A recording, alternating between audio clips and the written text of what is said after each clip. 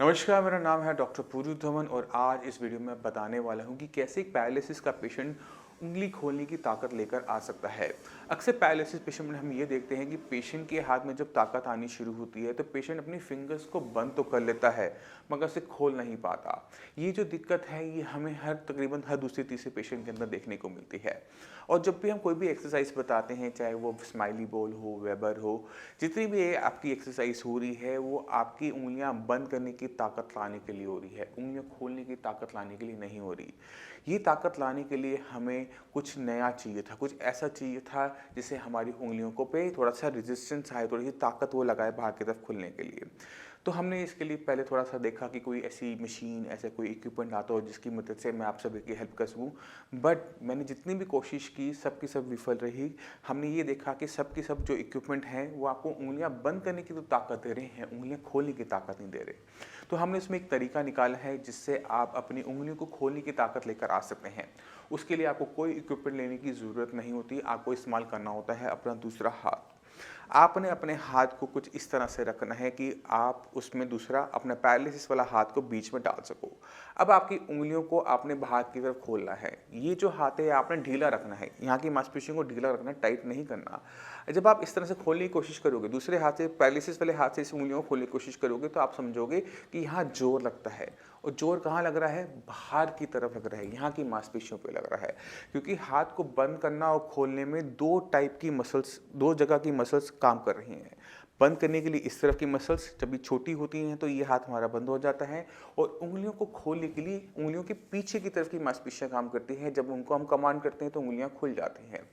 तो अब हमारे हाथ में बंद करने की ताकत है, अच्छी ताकत है, बट खोलने में हम दिक्कत होती है। खोलते हैं तो थोड़ा सा खुलता है। तो हम दूसरे हाथ का इस्तेमाल करते हुए उस पर जोर लगाते हुए अपनी उंगलियों को बाहर की ताकत लगाने के लिए ट्रेन कर सकते हैं। तो ये बहुत सिंपल तरीका है। इसे हम किसी भी स्टेज के पेशेंट के साथ कर सकते हैं जिनके हाथ में थोड़ी सी भी ताकत आ चुकी हो। अब वो पेशेंट के बारे में बात कर लेते हैं जिनके हाथ में बिल्कुल भी ताकत नहीं है अपनी उंगलियों को हिलाने की, बाहर की तरफ या खोलने की। ऐसे पेशेंट जिनके हाथ में बिल्कुल भी ताकत नहीं है हल्की सी भी मूवमेंट लाने की, उसको समझने की ज़रूरत है कि ये मूवमेंट क्यों नहीं आ रही, उंगलियां बंद हो रही हैं, खुल क्यों नहीं रही। जब आपको पैरालिसिस का स्ट्रोक हुआ था, जब ब्रेन में क्लॉट आया था, हैमरेज हुआ था, तो दिमाग का वो हिस्सा जो आपके हाथ की इस तरफ की मांसपेशियों को हिलाता था वो खराब हो गया। अब जितना मर्जी हम कोशिश कर ले, हम उसको नहीं हिला सकते जब तक ब्रेन से इसका सिग्नल आना दोबारा शुरू नहीं होता। अभी सिग्नल आएगा कैसे? वो हिस्सा तो मर चुका है। इसका जवाब है न्यूरोप्लास्टिसिटी। न्यूरोप्लास्टिसिटी ब्रेन का एक मैकेनिज्म है, एक उसका डेवलपमेंट का प्रोसेस है जिसकी मदद से हम ब्रेन को में डेवलपमेंट होती है। आप अपना वो दिन इमेजिन करें जिस दिन आपको पैरालिसिस हुआ था। आपकी कंडीशन बहुत ख़राब थी, चल नहीं पाते थे, बोल नहीं पाते थे, हाथ बिल्कुल नहीं हिलता था। मगर अगले 6 महीने के अंदर आप में बहुत सारे चेंजेस आने शुरू हुए। आप चलने लगे, बोलने लगे, चीज़ों को समझने लगे, मेमोरी आने लगी। अब सवाल उठता है कि जब ब्रेन का वो हिस्सा मर गया था तो ये ऐसा कैसे हो सकता है? इसका जवाब है न्यूरोप्लास्टिसिटी। ये ब्रेन में जब कोई चोट लगी तो ब्रेन ने अपने आप उस जख्म को भरने की कोशिश की। जैसे हमारे हाथ पैर में कभी कट जाता है तो जख्म अपने आप भर जाता है। इसी तरह से जब ब्रेन के अंदर नुकसान हुआ तो ब्रेन ने उसे भरने की कोशिश की और अगले 6 महीने तक वो इम्प्रूवमेंट आती रही। ये जो न्यूरोप्लास्टिसिटी जिसने आपको पहले 6 महीने में खड़ा किया, चलाया, यही न्यूरोप्लास्टिसिटी हमें यहाँ से आगे लेके जाएगी। बट अब दिक्कत क्या है कि 6 महीने बीत जाने के बाद ब्रेन के अंदर ये जो न्यूरोप्लास्टिसिटी का मैकेनिज्म है ये बंद हो जाता है। इसके बाद आप जितनी मर्जी एक्सरसाइज कीजिए, जितनी मर्जी फिजियोथेरेपी कीजिए, आपको अपने अंदर चेंजेस नज़र नहीं आएंगे। वो इसलिए नज़र नहीं आ रहे क्योंकि हमारे ब्रेन के अंदर न्यूरोप्लास्टिसिटी बंद हो गई है। अब सवाल है कि इस न्यूरोप्लास्टिसिटी को कैसे ऑन किया जाए, कैसे चालू किया जाए कि हमारे अंदर इंप्रूवमेंट आनी शुरू हो जाए। उसका जवाब है सही तरीके का ट्रीटमेंट। जब साइंस इंजीनियरिंग की मेडिसिन आप स्टार्ट करेंगे तो ब्रेन में न्यूरोप्लास्टिसिटी ऑन हो जाएगी। अब न्यूरोप्लास्टिसिटी ऑन का मतलब है कि डेवलपमेंट का होना, मगर क्योंकि ब्रेन का हिस्सा वो जो अब है बन रहा है, जो उसे काम करना है उसे नहीं पता, उसके लिए ये चीज़ें बिल्कुल पहली बार हो रही हैं, उसे सिखाना भी है। तो सिखाने के लिए हम क्या करेंगे? Occupational therapy. ऑक्यूपेशनल थेरेपी और फिजियोथेरेपी में ज़मीन आसमान का फ़र्क है, इसे समझने की कोशिश कीजिएगा। फिजियोथेरेपी जो होती है वो आपकी मसल्स के लिए है, आपकी बोन्स के लिए है, उनको थोड़ा सा फंक्शनल करने के लिए है।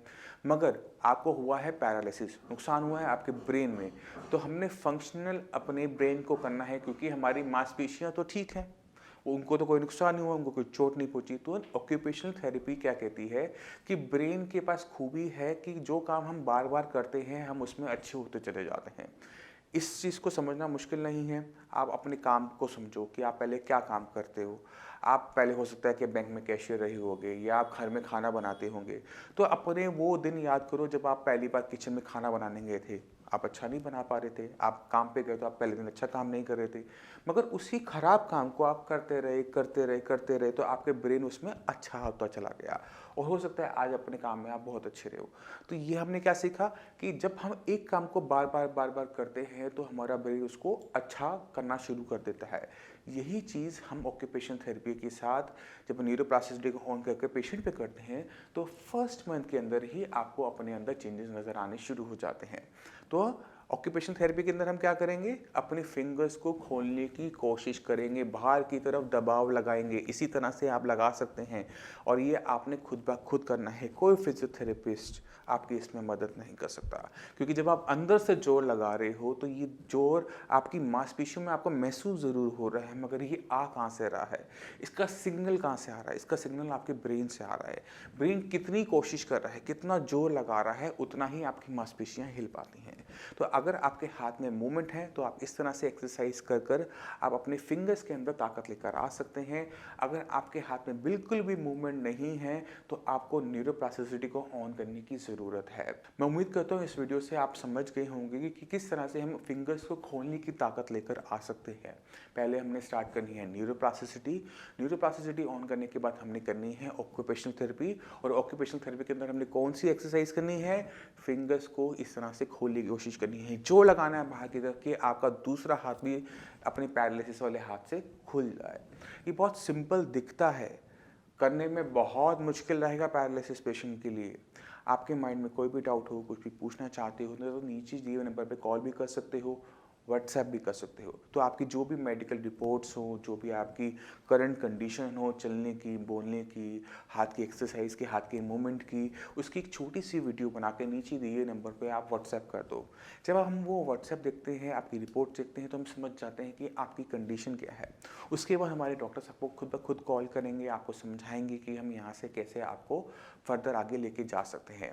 तो जितने भी पेशेंट हैं पैरालिसिस के, उनको फर्स्ट मंथ में ही इम्प्रूवमेंट दिखाना शुरू कर देते हैं, मगर उसके लिए सारी चीज़ों का लाइनअप होना ज़रूरी है। चाहे वो आपकी एक्सरसाइज है, चाहे वो आपकी मेडिसिन्स हैं, चाहे आपकी वो डाइट है।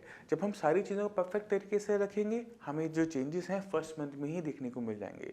जो इम्प्रूवमेंट आप में नहीं हो रही वो फर्स्ट मंथ में ही होनी शुरू हो जाएगी। यही साइंस से जीवनी का सबसे बड़ा प्लस पॉइंट है कि जो इम्प्रूवमेंट आप करवा रहे हो, फिजियोथेरेपी करवा रहे हो, इम्प्रूवमेंट नहीं आ रही, उस फिजियोथेरेपी के साथ भी अगर आप सही तरीके से मेडिसिन स्टार्ट करोगे, आपको चेंजेस 100% आपको अपने अंदर देखने को मिलेंगे। मैं उम्मीद करता हूँ इससे काफ़ी कुछ क्लियर हो गया होगा आपके माइंड में कि किस तरह से हम इम्प्रूवमेंट लेकर आ सकते हैं, किस तरह से हम सिर्फ ना सिर्फ फिंगर के अंदर, बाकी ऑर्गन्स के अंदर, बाकी आपकी लेग है, चाहे आपकी स्पीच है, उसके अंदर भी इम्प्रूवमेंट इसी तरीके से लेकर आते हैं। अब इसी के साथ आप सभी से मैं चलने की आज्ञा चाहूँगा। मिलते हैं अगली वीडियो में, तब तक के लिए धन्यवाद।